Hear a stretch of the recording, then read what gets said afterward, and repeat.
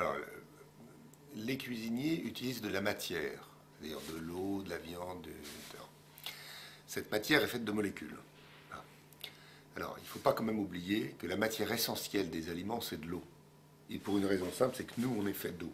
Donc, il faut bien qu'on prenne de l'eau. Là, cette eau, elle est en train de s'évaporer. Donc, il faut que j'en redonne.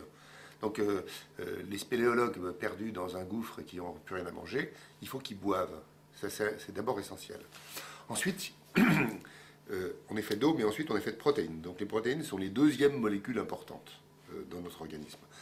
On est fait de protéines. Les protéines, pour parler simple, c'est des colliers de perles repliés sur eux-mêmes. Pour certaines, ça, c'est les protéines qui peuvent coaguler. Puis pour d'autres, comme la gélatine, c'est des grands fils. Voilà. Moi, je crois que c'est bien de se le penser comme ça. C'est tellement simple que c'est pas la peine d'aller compliquer. Alors, qu'est-ce qu'il y a d'autre comme molécules? Alors, on parle des lipides. Alors, les lipides, c'est une catégorie très compliquée, puis c'est un mot qui fait peur. Moi, je propose plutôt de dire que dans l'huile, il y a des peignes à trois dents. Ces peignes à trois dents, si on veut un mot compliqué avec des syllabes, on appelle ça triglycérides, mais en fait, c'est un peigne à trois dents. Voilà. Dans une bouteille d'huile, c'est plein de petits peignes à trois dents. Voilà. Et dans nos... Alors, ça, c'est des lipides, c'est triglycérides. Mais les lipides, c'est plein de molécules différentes. Et dans toutes nos cellules, comme dans les cellules végétales, il y en a d'autres. C'est une tête avec deux pattes. C'est pas un peigne à trois dents. Ça s'appelle souvent des phospholipides. Phospholipides parce que la tête, c'est du phosphore et les pattes, c'est des lipides. Ça, ces machins-là, ils s'assemblent comme ça, en grand tapis. Et puis, ici, un autre grand tapis. Et ça se recourbe et ça fait les cellules vivantes. Bon.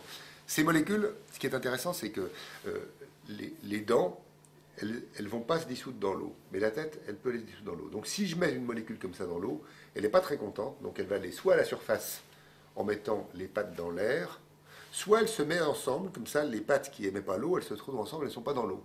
Et ça fait des structures en sphère. Si je rajoute de l'huile là-dedans, l'huile, elle va aller au milieu. Alors ces molécules-là, on dit qu'elles sont tensioactives parce qu'elles permettent de mélanger l'huile à l'eau. Normalement, l'huile et l'eau, elle ne veut pas y aller. Si on prend de l'eau et qu'on met de l'huile flotte en surface et il y a une toute petite surface de contact. Maintenant, si on rajoute ces phospholipides, ou bien des savons, ou bien des détergents, ou bien des protéines, on fouette et à ce moment-là, on a plein de surfaces, beaucoup de surfaces, parce que c'est ça qu'on a permis de faire. Alors ça, ces molécules s'appellent des molécules tensioactives, parce qu'elles sont actives pour réduire la tension de surface. Entre l'eau et l'huile, il y a une tension de surface. Comment le voir? Il y a une expérience très simple. On prend un verre, on le remplit plein d'eau à ras-bord, et on continue à le remplir même quand il est à ras-bord. Et bien on voit que ça, c'est une espèce de couche qui peut monter comme ça. Et bien si ça dépasse et que ça coule pas, ça prouve que c'est tenu. Donc il y a une tension de surface. Alors les molécules tensioactives, elles permettent d'abaisser la tension de surface. D'ailleurs l'expérience est très simple. On prend un verre d'eau, on fait dépasser, tout d'un coup on met une goutte de détergent et patch, ça se renverse par terre. On a vaincu la tension de surface. Et donc ces molécules de détergent sont des tensioactifs.